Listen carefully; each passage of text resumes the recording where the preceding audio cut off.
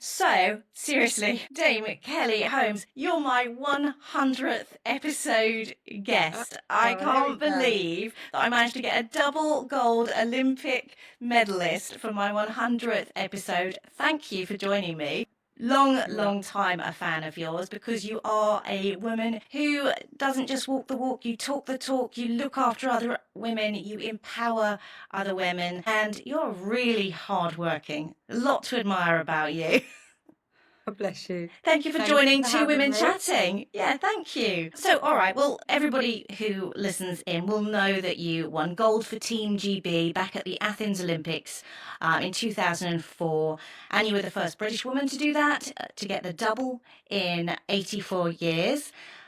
20 years later, what have you been doing with your life then? Gosh, 20 years. It's so weird when people, when I think about it and other people say 20 years and you think, what have I actually done? However, I have done a lot of things, Yes, you a lot of have. different things from charity to business to campaigns to fitness to sport. And I think it's just part of a journey. You kind of evolve. And if you have your eyes wide open and you're willing to make those changes, then I think if you look back, you can go, oh, actually, I've done a lot. Or some people go, oh, I don't think I've done anything. And I think I've never settled. Maybe that's Mm. not always a positive, but it's not always a negative. I don't settle for things that I might be passionate about when I start them and I put everything into it. And then somewhere, if I lose the passion, then I have to change because for me, it's all about passion. That's what keeps you going. That's what keeps you driving. So, yeah, I've kind of, I don't know, evolved, let's say. Well, that's your sporting personality, isn't it? It's your strive to win, to be better, to go further, to do it faster. Or when you see a little person or a campaign that needs help, you so often reach out on your own time without being paid, and that's incredibly admirable. You are, I would say, you're very well known for just speaking your mind and being very honest and approachable. And one of the things I'd like to get onto your new organization, the Athena Effect, in a little bit. But one of the things I heard you talking about was perception at that event. And it's the assumption of what people are like. And I think people do this a Mm. lot without realizing the consequences of just, oh, you're black, you're white, you're yellow, you're this. But they make these assumptions. Would you agree with that? Yeah, definitely. Unfortunately, a lot of things that we assume about people is being given to us based on other people's comments or things we've read or people's assumptions that's thrown into our head. Because I don't think most people go around just going, oh, suddenly know about someone or assume something about them without having heard it or had kind of this opinion based on what really. So I think when people look at someone without them having any form of connection, communication at all, it's always based on what they see in front of them and how that person presents, whether it's their size, their color, what they dress like, how their hair is. We just look at someone and ultimately we go, oh, we've already formed our opinion, but we have nothing else to go on unless somebody else tells us if we haven't communicated. And I think that's where a lot of issues arise, a lot of conflict, a lot of, kind of hurt and pain comes from people's assumptions of other people. So when I talk about that, I'm like a public speaker, so I stand on stage and I see a wide audience in front of me. Um, whether that's gender, color, race, culture, you just ultimately see there's a mix of people in that room. And then I'll stand up on the stage. And if those people don't know anything about me, if it's in another country, or if they think they know about me because I've won 2 gold medals and, they kind of feel like, they know who Dame Kelly Holmes is, when I talk a little bit about my backstory, I realised then that it's only when people start to tick in their own minds their preconceptions of what I might have been or who I might be. So a lot of times I know over my career, and it was absolutely true probably up until about 3 years ago, people will say, oh, she's really hard, she's got a really hard exterior, she don't take no shit, she's gunning for everyone, she's sort of really focused. And yeah, of course, I've had that in my element in my career. I was in the British Army and I was an Olympian. So there was definitely a very hard, focused, this is my mission. But essentially me as a person now, kind of going through lots of lived experiences, lots of journeys, and now feeling like I'm in a place to feel safe to have a voice. I now voice all of those thoughts. And one of them is around the preconception that you judge a book by the cover. Because when I'm talking anything around the whole big world around inclusion, or diversity, equity, inclusion, whatever anyone wants to label that, because I know that's evolving as Mm-hmm. well. The first thing people might say is there's a black woman in front of them if they don't know me at all, because people also don't get to understand or feel comfortable swapping out their identity. Is she black? Is she brown? Is she mixed race? Is she white? Is she this? Because we're becoming very uncomfortable with Yeah, how we say something to we don't somebody. know what to say We sometimes, don't know do what, we don't we? want to offend people, so we're not Right. sure what to say. But that's fine if you don't say anything to start with. But and I'm happy with my colour. I'm very happy with who I am. But what I do is I kind of say, look, I present this in front of you as a person, but if you actually know my background and I tell you where I'm from and what I do, you might think differently about your preconceptions.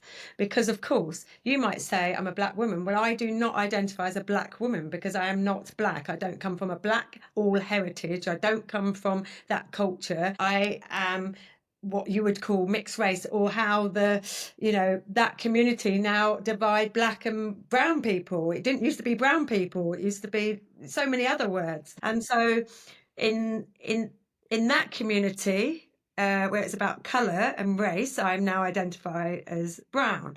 In my language, I would say it's mixed race because my mum was white Yeah. and my biological father, his family were from Jamaica. So obviously there's a mixed race heritage in there.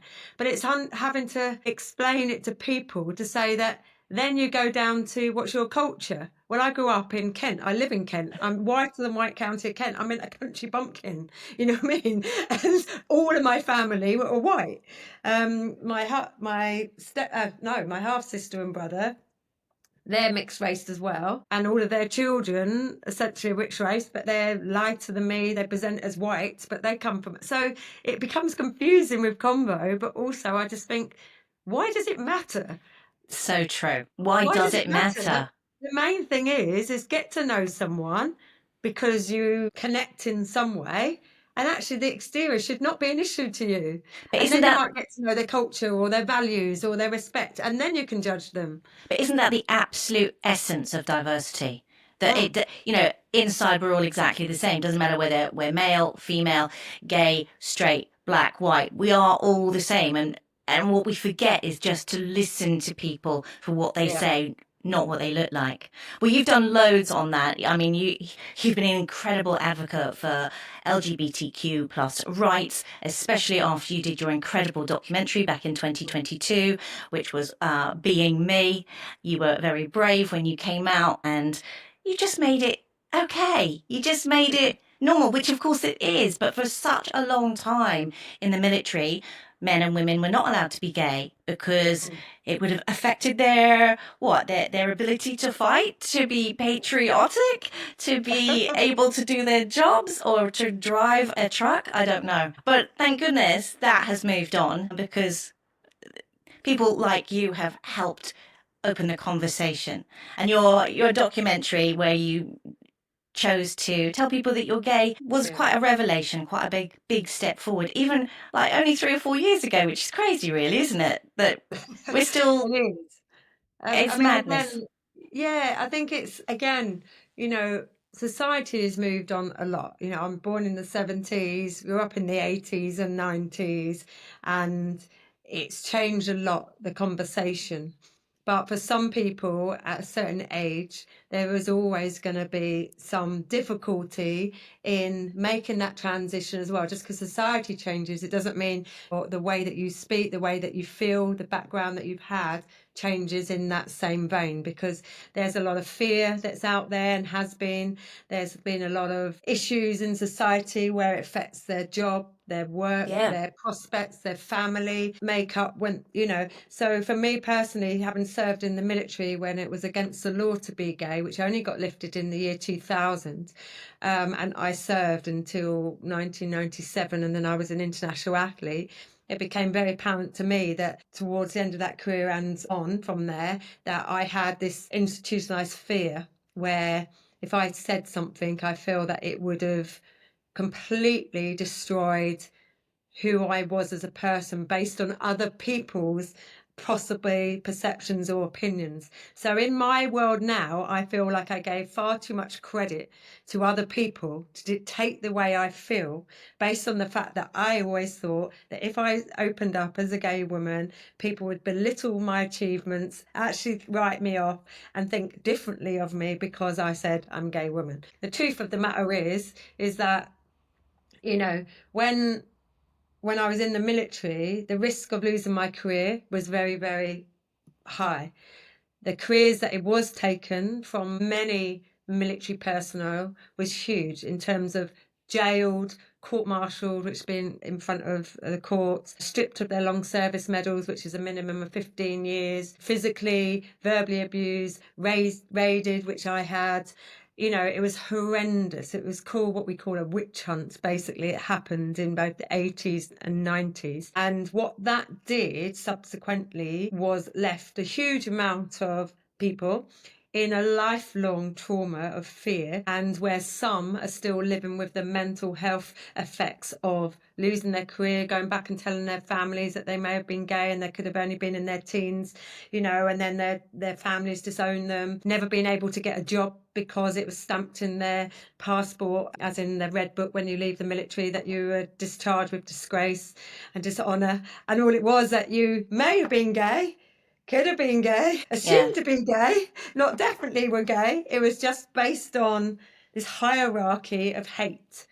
It's almost a form of McCarthyism, isn't it? And, just looking at the way the States is changing, it scares me. My son is gay and I couldn't be more proud of him. But I'm so glad for him that he lives in a time when he's not persecuted for it. But I fear that times are changing. Certainly in the States, as there's sort of more right-wing feelings coming to the front, people are making that more hatred comments. It's becoming a little scary, to be fair.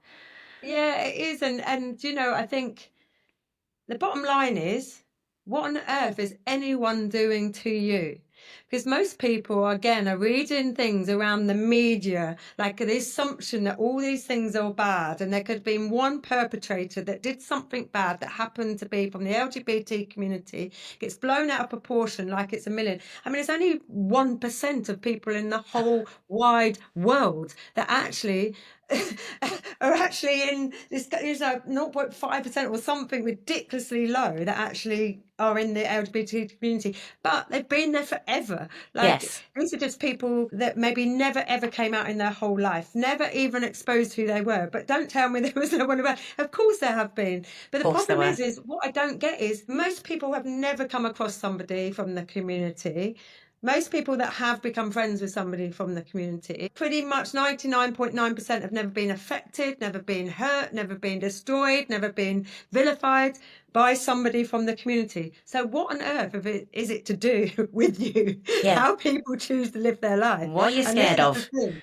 They've got issues. Somewhere there's other issues in this. This isn't just because they're going, oh, we don't want to be gay. There's something else underlining that is stopping it. It's like mirroring the truth of what's actually happening. Let's just put the smallest percentage of people in the world to the spotlight. And while we're doing that and destroying people's lives, let's carry on destroying the world. Yeah. It just becomes so ridiculous that I want people to think, hold on a minute, if I ever met a gay person, and maybe I have, and maybe I work with them, have they ever done anything to me? Probably not.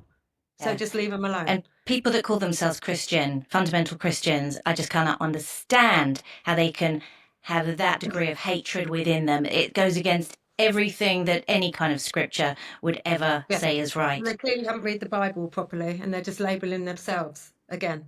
Absolutely right. Well, look, let's move on to something else. I'd like to just touch on your military career and I bet you have a really neat bedroom. I bet you make your bed every morning.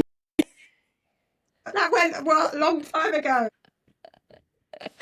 Well, you work hard. You've got a really good work ethic. Female veterans, what's it like when you leave the military? You left to be an athlete, so it was a bit different for you. But for women in our country, and you're dealing with the VE Day celebrations at Brooklands Radio, we're doing a big commemoration. This is the Brilliant. last voices of World War II that we need to capture now. But Yeah. as a female veteran coming out into civilian world, is there Yeah. enough support? And my second question is, I see so many parallels with people in midlife, women who are becoming empty nesters and having to repivot and Mm. find purpose again and find those Yeah. transferable skills, whether it be in the military or the navy or bringing up children. What would you Yeah. say to women who are facing that kind of, oh, it's time to pivot, it's time to find something new Well, about me? that's it. I think it is a pivotal moment in anyone's life to make a big change to what you thought your journey was going to be. So when you're in the military, it's very institutionalized, but also what happens is you know your expectations, you know your role, you know what's expected from you and by you, and it's very much it's written. You know, once you go into a trade, you do that trade, you have rules, regulations, discipline. That's it. You do your job, you come down, and you don't divert outside of that really in that role. So if you've had that for a while where you know what time you've got to be there, you can't be 5 minutes, you have to be 5 minutes early, you've got to look smart, you've got to make sure everything's ironed, it becomes a routine. So it just becomes so normal to you that that's easy. When you leave that and the structure around you is directive, is people around you don't have the same element of respect, they haven't got the same discipline that you've had, it becomes quite hard and conflicting because you just feel like, oh, I just want to like go back to my little world that was all sorted and happy and safe. And I think it's the same as people changing in long-term careers, or like you say, maybe females in particular. I know it's changed now, men with paternity, but females in particular that taken time off of work because of having children, and then they come back and want a career or a life. Essentially, people lose their identity, so they forget Mm. who they were during the time when they felt they were at their peak in terms of this is who I am, this is my strength, this is my purpose. And I think a lot of women just lose that purpose and vision of where they're going next. And I think there's either a detachment to the reality of what do I want? A lot of people forget and maybe don't know what they want next. They kind of question their capabilities. They look at themselves as a little bit inferior because they've taken time off, or they put other people in a pedestal and they say, well, they've done it for 5 years, so I'm never going to reach that. But I think essentially, firstly, transferable skills are really important, especially to the military, because in the military, you have effectively done a job that is far greater than any civilian job will ever be. Not because of qualifications per se, but because of the environment that you've been in, the people that you've had to be with on a day-to-day basis, the different information that's given to you and the different way you have to present.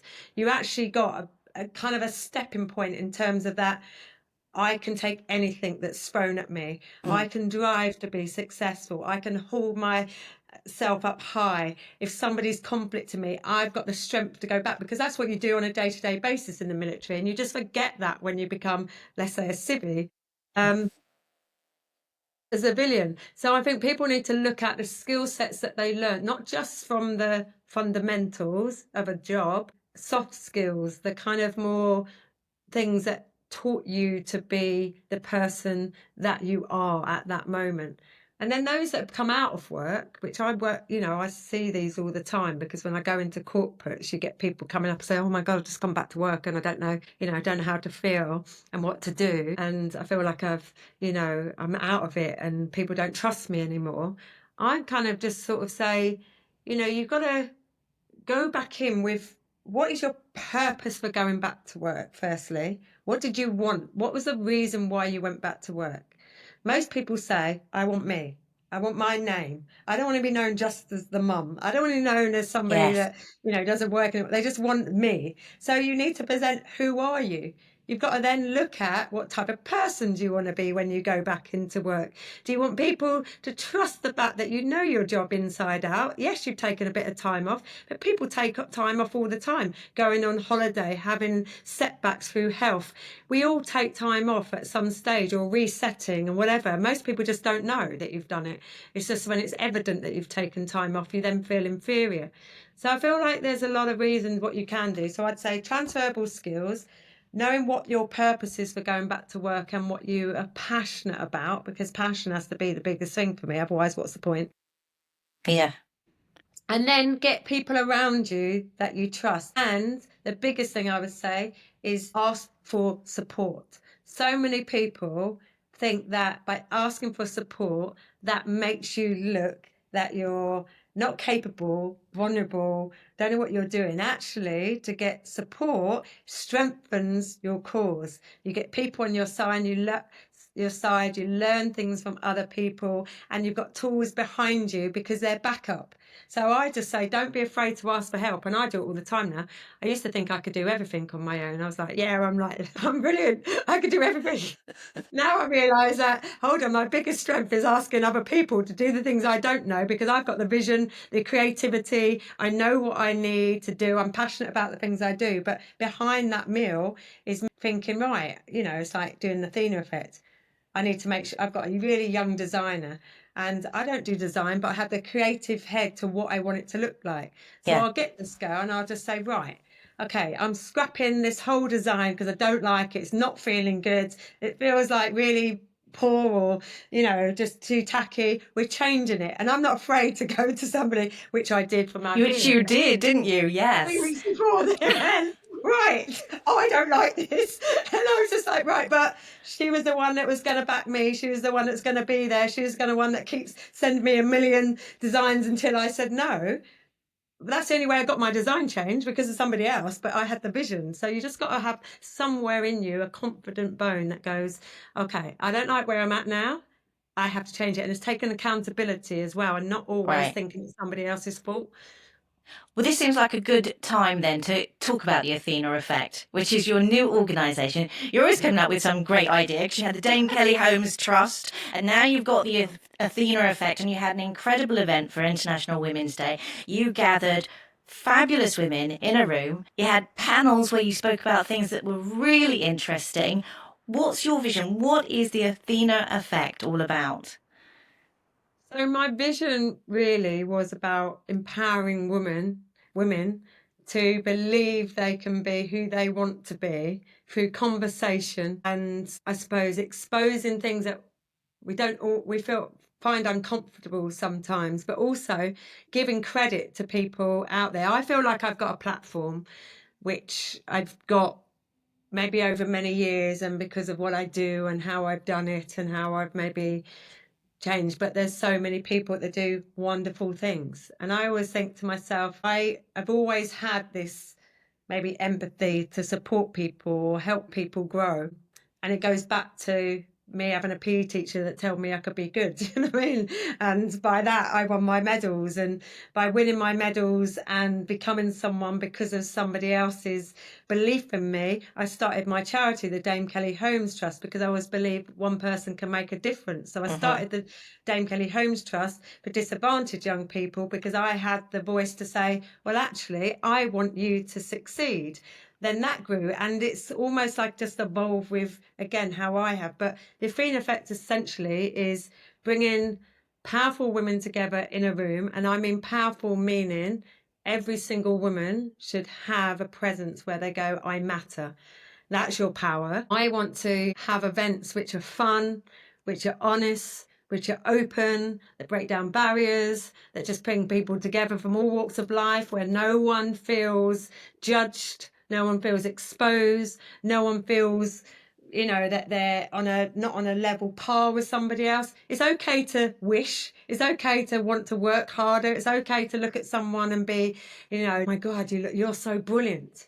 But you've got to change that method in your head to go, you're brilliant, but you've worked hard, you've got there. Now it's down to me to do the same. Not Yes, to use it compare as an yourself to somebody example, else. use their Yeah. success as Oh, that's what I can do as well. One of the things I really felt came across very strongly, and I think it's a lot because of your leadership of it, is the vibe. The energy in the room was compassionate and friendly. You know, sometimes you get women in a room and they can be massively intimidating. You think, I want to go home. This is not for me. There was people all around that room that you walked up to, you could just start a conversation. Everybody was ready to share and Yeah. support, be friendly.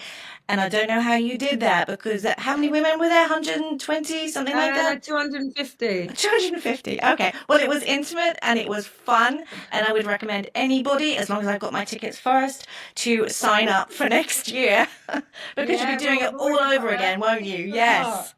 6th of March next year, and it's going to be at the JW Marriott in the Great Room. I'm really trying to ramp up the numbers, but next year is going to be a spotlight on certain industries and people, because I realised that again, when I was talking to people at my event, there's brilliant women in industries that we probably don't even think that they do these things. So, for the example, the construction industry, the nuclear industry, the engineering industry, there's so many women that I've met, and I'm thinking, oh my gosh, I wouldn't even know that you do these roles. And I just thought, hold on, I was in the military where I know the roles that women did that people would never think that we get to do. So I thought, no, I'm going to spotlight these, because first and foremost, they have a name, gone from somewhere. They decided to go in that industry for a reason, and then they become role models, and that can then rub off on other people. Absolutely amazing. I will put details of it in the show notes for this episode Thank as you. well.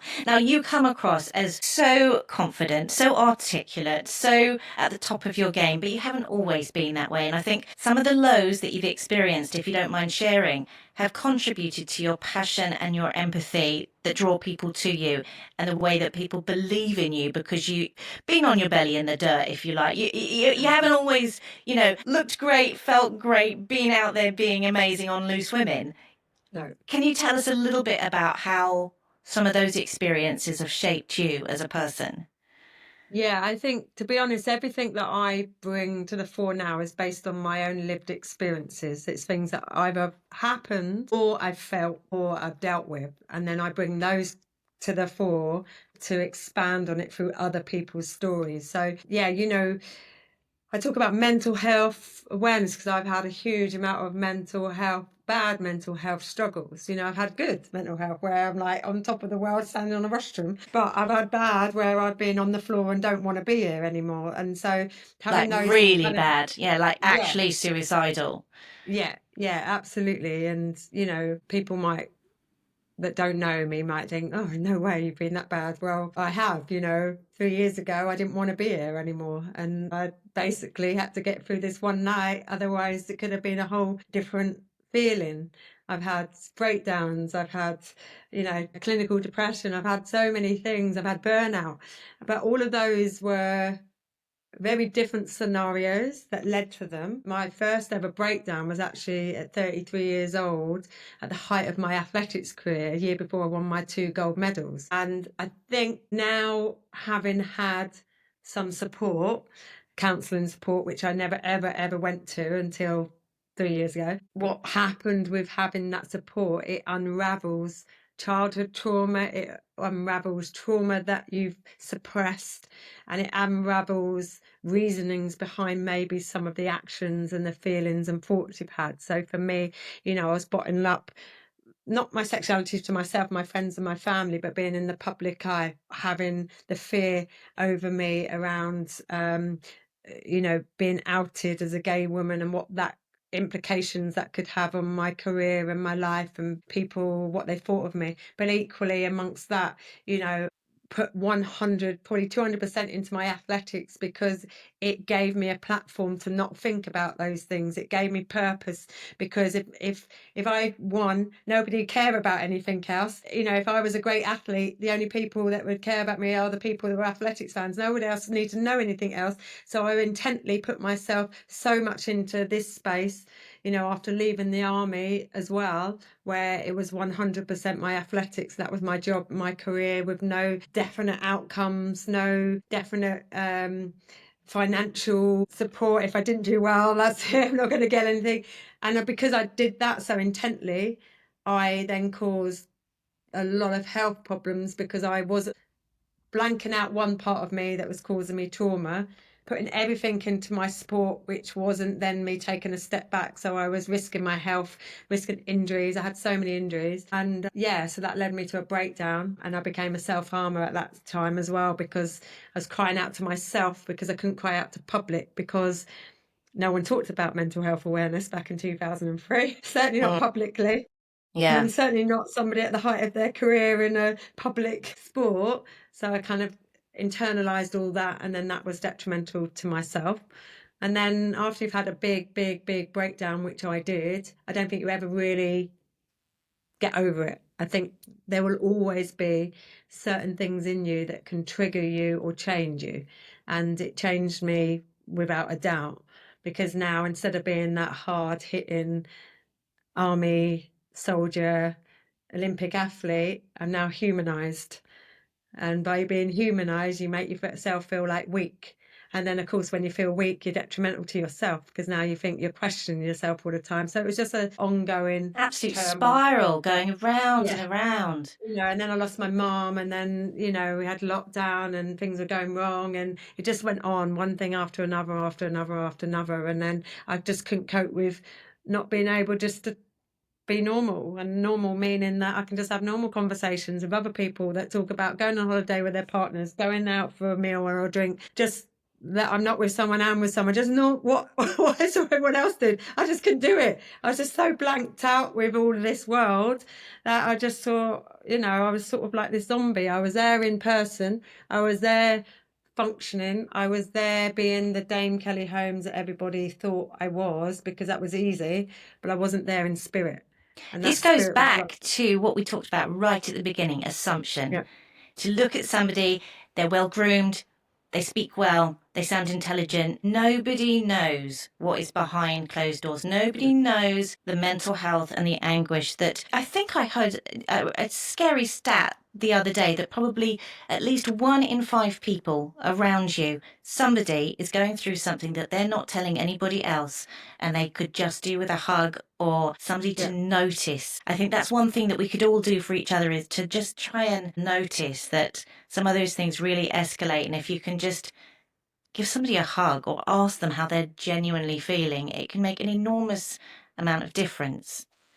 Yeah, I mean, well, the stats are probably less than that. It was being 1 in 4 for years, and they actually think it could be 1 in 3 based on the lockdown period we went to, the struggles that young people are having at the moment. So, that is pretty scary to think. And that's not just somebody having a bad day, that's somebody that's really suffered with a mental health issue, whatever. And there's a quite big spectrum for, mental health issues. And of course, with neurodiversity at the moment, that's causing more people to have it, with people understanding around menopause, with people getting ill. That's all will add on to people's health, and that essentially also goes on to people's mental health.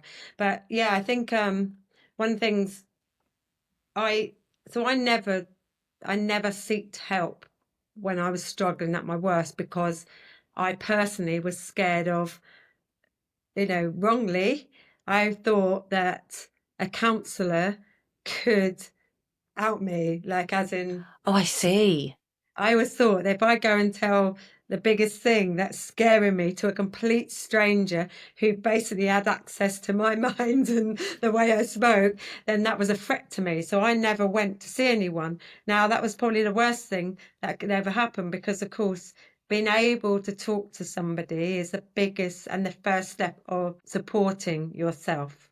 So whether that is a family member, a friend, or a charity, or a helpline, or a professional, the first thing, or a colleague, the first step to helping yourself is sharing your issues. And I know that, and I absolutely advocate that now. And I think the more we can realize that we're never alone, that we're certainly not the only person that's going through a struggle, and it certainly doesn't have to be the same struggle.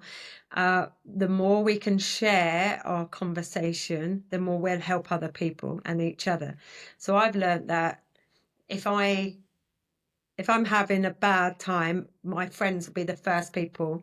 I've got some brilliant friends who've been my friends since day one at school in a WhatsApp group. I see him and my PE teacher, and they know when I need support because I'm so busy. They say, we only know what you do through Instagram. But the moment I text them and say, right, can we have some friends time? They're like straight on it. Yes, when we're meeting, because I don't have to say anymore.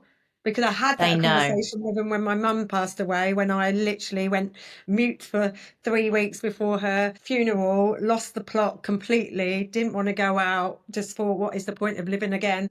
They were the ones there. They came, made me laugh when I'm crying. They came and said to me, don't you ever, ever, ever deal with anything again, because they didn't even know any of my other stuff that had been going on until I started writing my books back in 2005. Wow, I wow. remember when I wrote my first book, they said to me, don't you ever, ever go through anything again on your own. And they were so hurt by it, but not hurt as in angry with me, hurt that they didn't know what was happening. And I didn't want to put them through it. So now I just like message them and say, right, let's go. Right, leave friend time, let's go for a walk. They're like, yeah, okay. And I don't have to say anything, but it makes me feel good. I So know. I always say to people, we have all, life is pretty damn hard for so many people. And there's certain times in life where you are going to be hit with a sledgehammer. Hmm. You didn't either predict it, or there's something showing you it's going to happen. And when that moment comes, all hell is let loose in terms of your emotions, in terms of where your brain goes, in terms of what you do in your actions. And almost we need to be ready for those moments by putting things in place. Yeah. So talking to your friends, telling people when you're not feeling so great, telling people about something that's in your life that's happening that's not, not making you in the right place. Because once you start doing that, you're almost like dispersing the big impact, the big sledgehammer bit. It's like the little hammer that's hammering It's you like on and holding you. insulating yourself, isn't it? Yeah, You're preparing the yeah, mattress in case you need to fall. And I think part exactly. of that is surrounding yourself with good people and not being afraid to get rid of toxic people in your life and getting the tribe Absolutely. that you need. That's really important. I think especially as women, because we do Mm, need that. And as we go through our 40s and 50s, as we flux in hormones and maybe mm, divorces and maybe and loss, grief is never a straight road, and you never know when that's going to hit you between between the isn't it? eyes. It Yeah. comes at you like a steamroller sometimes out of the blue when you're in the supermarket or something crazy happens or you see a robin and you need those people. Do you know what I mean? Right, I'm not going to try and upset you. I want to move to one more thing that I really want to cover that I know both of us have been through. You've had some health issues earlier this year, and it brought to the fore an understanding of some really barbaric practices that are currently going on. Tell us a little bit more about the campaign against painful hysteroscopies and what you're shouting about right now, because I am there with you, sister. Well, I know, and so are many others, and I did not know. So basically, I had a few I knew something wasn't right in my body. I've been in tune with my body for quite a while, obviously being an athlete, but at this stage, with all the hormones, as you said, and the changes and the denial, this age, never going through all this, of course, I can do anything. Suddenly, it got to a point where I just suddenly, my body, I thought something isn't right. Anyway, it got to a point where, as we're now learning from people's information, postmenopause is after not having a bleed for 12 months. After 18 months of not having a bleed, I basically was bleeding heavily, really heavily. And I was actually on a podcast at the time with Dr. Naomi Potter, who's worked with Davina McCall and, She's lovely. She's so she's so nice. lovely. So we were just chatting, and she's saying, "Oh, what's your?" So I just said to her, "Oh, is it right to, what do you think? Is it right?" She went, "No, of course it's not right." I was like, "Oh, okay, well, I am." So anyway, the process was go and have an ultrasound. Had the ultrasound, showed big polyps, showed quite a mass of on my endometrium, or endometrium, my womb. So anyway, had an op. Prior to having that op, the doctor says to me, "Do you want sedation or general anaesthetic?" And I said, "Well, What's sedation? Sedation, you might still feel it, you might be aware of it. I went, why on earth would I want to know anything about it? It just conked me out. Anyway, had the op, came out of it, was in a lot of pain because apparently I'd done a lot of scraping, a lot of pain, had some painkillers, put me on a trip. I don't know what that stuff was, but it was bloody good. Anyways, so then I wrote about it like you do on Instagram because I'm being more open and But we should transparent. caveat this as well that you went private. Choice. Right. Yes. You knew that you wanted to get this done, you needed it done fast. Yeah. Naomi said, come on, get yourself in there, sort it out. And Yeah. you were lucky enough that you had that choice, you went private. And that is like the big difference between the way you're treated versus the NHS, isn't it? Well, so I've had two other ops prior to that, and one of them was NHS, and I took a long time to do it, and I had the pain and all of this sort of stuff. So I've had the experience, didn't want to experience it again. Equally, I had a choice because I was able to make that choice financially that actually, do you know what? When I heard that you have to be seen within 2 weeks if you are a woman in postmenopause and you are getting abnormal pains, bleeding and something, then it's critical you got seen in 2 weeks. With my lifestyle moving around everywhere, I was like, well, if I don't do it now, then I'm likely to miss it. And it doesn't matter who you are and what somebody says. The moment they say you need to get this checked because it could be something worse, well, of course, then your brain starts going, right? And you start Absolutely. worrying. So I decided I waste money all the time on coats and jackets and we get multiple cut, we change things all the time. I'm Dinner. wasting money, invest in my health rather than just Yes. how I look. Good choice. That was just my choice, right? And I'm not saying this for any reason. And I just decided to do to do the ultrasound first. So that's why I decided, you know what, I'll just get a private appointment, do that. When she said to me, you have a really large polyp, let's press it on here, you've got all this, I then panicked a bit and I thought, oh my God, like I don't want any health problems. I ain't got time for health problems and things. So I decided to go private, and of course there's a financial implication on that, and it is for everybody, but I thought I'd go, had the op. But what happened is I then posted about this procedure, and mainly the fact that I said, why are they giving me a choice between sedation and general? Of course I'm going to go bloody general. Obviously what came out of it were messages galore of people who have been having these barbaric hysteroscopies. Then a campaign against painful hysteroscopies, a lady called Jocelyn Lewis came in and said, my gosh, we've been trying to go to Parliament, we've gone about 11 times speaking to people, we have nearly, at that time it was about 6,000, they now got about, I think it's 8,600 the last I spoke to her, or the information I got yesterday, of women who have been through painful, excruciating and bad procedures through hysteroscopies, which would be like the first one I ever had. And they were told that in the NHS, it suggests taking ibuprofen or to paracetamol. I mean, It's outrageous, isn't what it? on Outrageous. earth? There is not a chance I could have. I do not have a pain threshold anywhere down there. Oh, well, you know that Dr. Nigel Arif said, I think it was like 2022, a paper came out saying a woman's cervix doesn't have pain fibers on it. Seriously? And if it was men, what do we think they would do? Well, this is it. This is it. So anyway, this all came, and then I've sort of got hold with Jocelyn, and she's given me all the information, all of the stats around how many people, what they've gone through, what they're being told. And so what I'm doing is I'm getting a meeting with the new health minister teams, and I'm going to take Jocelyn and I'm going to go there and I'm going to try and use my voice and my platform to get this conversation heard quicker and something done about it. Because of course what happens is they say it's a cost element. Well, I'm sorry, if some woman goes through a procedure and has to stop that procedure halfway through because they cannot deal with it, they're going to still have to go back because the problem hasn't been solved. That's the second time they go in hospital. Yeah. If that doesn't work, because again it's excruciating, something's gone wrong, they're going to have to go back a third time, which at that stage they might give you a general anyway. So you cannot tell me it's about a cost,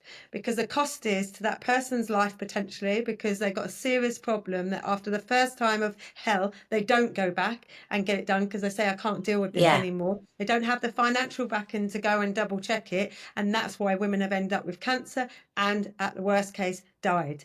So that is not good enough. And as you say, if men had a similar issue with their prize jewels, and they had a tube stuck up it without anything, do you think that's not offered without something? Well, I'm not a guy, but I guarantee most men will say, no chance am I having that done without something. Yeah, So for too long, this gender pain gap has been going yeah, on, and we've got to address no, it. we've got to address it. And again, through lived experience and wanting to connect with people and supporting somebody that's doing so much to try and make this thing, hopefully I can try and use my voice. I don't know where, but I'm definitely going to try. Oh, you will. You will you'll Definitely use going to your try. voice because you're extraordinary and you make people listen.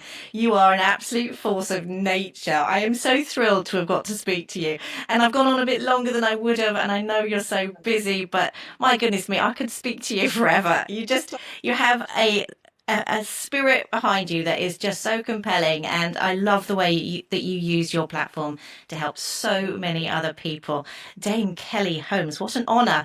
Thank you for being on my 100th episode. I'm absolutely thrilled. And Thank well you. done to you, Michelle. Thank you.